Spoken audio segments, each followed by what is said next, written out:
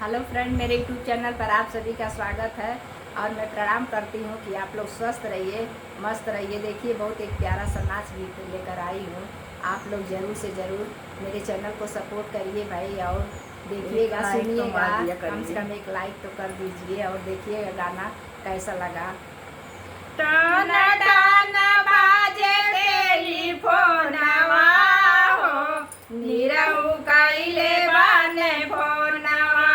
टाना टाना बाजे टेलीफोनवा हो, निरहु कइले बाने फोनवा। सासु न रहती त फोनवा उठवती, सासु न रहती त फोनवा उठवती।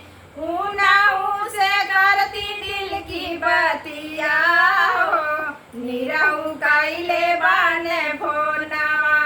उनहु से करती दिल की बतिया हो, निरहु कइले बाने फोनवा। टन टन बाजे टेलीफोनवा हो, निरहु कइले बाने फोनवा। टन टन बाजे टेलीफोनवा हो, निरहु कइले बाने फोनवा। जेठनी न रहती त फोनवा उठवती, जेठनी न रहती त फोनवा उठवती। उनहु से करती दिल की बतिया हो, निरहु कइले बाने फोनवा। उनहु से करती दिल की बतिया हो, निरहु कइले बाने फोनवा। टन टन बाजे टेलीफोनवा हो, निरहु कइले बाने फोनवा।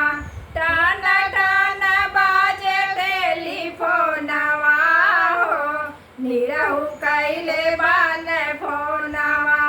ननदी न रहती त फोनवा उठयती, ननदो न रहती त फोनवा उठवती।